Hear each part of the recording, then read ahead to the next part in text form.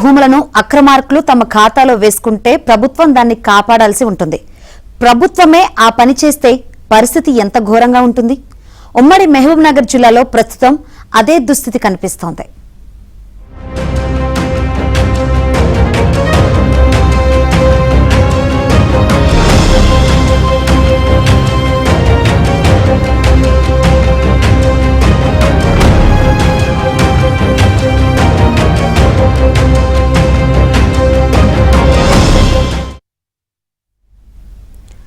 ఒక గ్రామ పూర్వీకుల దూరదృష్టి ఆ గ్రామానికి ఎక్కడలేని ఆస్తిని తెచ్చిపెట్టింది. తమ గ్రామ పశువులకు మేత కోసం భారీగా భూమి కొనుగోలు చేసి యావత్ గ్రామస్తుల పేరును రికార్డులో చేర్చారు. కానీ ఇదే ఆస్తిపై అటు అక్రమార్కులు ఇటు ప్రభుత్వం కన్నేసి కాజేయాలన్న కుట్రకు తెరలేపింది. 10 ఏళ్ల క్రితం ఓ వంచకుడు గ్రామానికి వలస వచ్చి అధికారులను లోబర్చుకుని భూమిని తమ పేరున మార్చుకున్నారు. దాంతో పెద్ద ఎత్తున గొడవలు, కోర్టులో కేసులు నడుస్తూనే ఉన్నాయి. వీటికి తోడు తాజాగా ప్రభుత్వం ఇచ్చిన ఓ జీవో గ్రామస్తులను ఉద్యమించేలా చేసింది.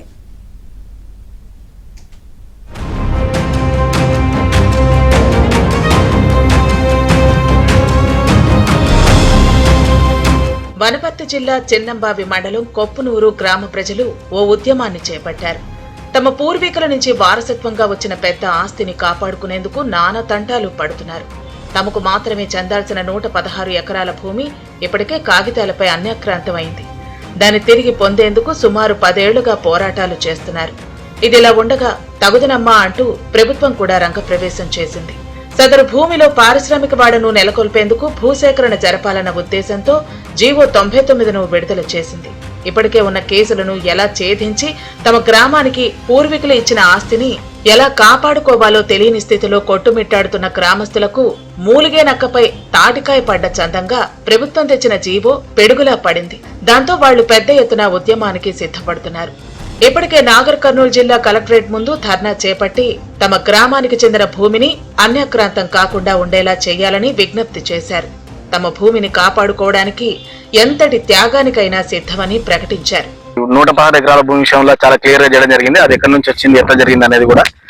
ఇప్పుడు తీసుకొచ్చినటువంటి జీవో 99 ఏదైతే ఉందో ఇది కావాలని మినిస్టర్ గారు తన యొక్క అనుచరులను బాగుపరచాలనే ఉద్దేశంతోనే చేస్తున్నటువంటి కుట్రగా మేము అభివర్ణిస్తున్నాం. ఎందుకొరకంటే మీరు ఇంతవరకు 98 జీవోనే ఇది ఎలాంటి అమలు చేయలేదు. జీవో 99 తెచ్చి ఎవరికి లబ్ధి పొందుతారు, ఎవరు అభివృద్ధి చెందుతారు? ఇంకొకటి మీరు చేయాలనుకుంటే ఈ ప్రాంతంలో ఉన్నటువంటి గవర్నమెంట్ భూమి ఈ మండల శివారులో దాదాపు 200 ఎకరాల భూమి ఉంది. ఆ సంగతి మీకు అలా తెలుసు, ఎందుకంటే మీరు ఈ మండలవాసి కాబట్టి. మీరు 99 జీవోను మీరు పెట్టాలనుకుంటే గవర్నమెంట్ భూమి ఏదో దాంట్లో పెట్టండి. ఈ భూమి పూర్వాపరాలను పరిశీలిస్తే 1938 ప్రాంతంలో కొప్పునూరు గ్రామానికి చెందిన పెద్దలు తమ గ్రామంలోని పశువులకు, గొర్రెలకు మేత కోసం ఎలాంటి భూమి లేదన్న కోణంలో ఆలోచించి సమీపంలోని జటప్రోలు గ్రామానికి చెందిన భూస్వామి తిరు వెంకటాచార్యులు అనే వ్యక్తితో జటప్రోలు గ్రామ పరిధిలోని 451 నుంచి 467 సర్వే నెంబర్లలోని 116.10 ఎకరాల భూమిని కొనుగోలు చేశారు. ఈ భూమిని ఎవరి పేరున దస్తావేజులు చేసినా భవిష్యత్తులో వారికి దురాలోచన కలిగి అన్యాయం జరుగుతుందన్న ఉద్దేశంతో ఈ భూమిని పూర్తిగా కొప్పునూరు గ్రామ ప్రజలు అనే పేరున రిజిస్టర్ చేయించారు. అప్పటి నుంచి 2016 దాకా కూడా ప్రతి దస్తావేజులోనూ కొప్పునూరు గ్రామ ప్రజలు అనే టైటిల్ పైనే ఈ భూమి నమోదు జరిగింది. సదరు భూమిని పూర్తిగా బీడుగా ఉంచి గ్రామంలోని పశువులు, మేకలు, గొర్రెలకు మేత కోసమే ఉపయోగించేవారు. కాగా ఈ గ్రామానికి బతుకు తెరువు కోసం సుబ్బయ్య అనే వ్యక్తి వచ్చి స్థిరపడ్డారు. గ్రామంలో జీవనోపాధి చూసుకుని బతుకుతూ ఉండేవారు. ఉన్నట్టుండి గ్రామ రికార్డుల్లో సుబ్బయ్య, ఆయన కొడుకుల పేరు సదరు 116.10 ఎకరాలకు సంబంధించిన దస్తావేజుల్లో నమోదైంది.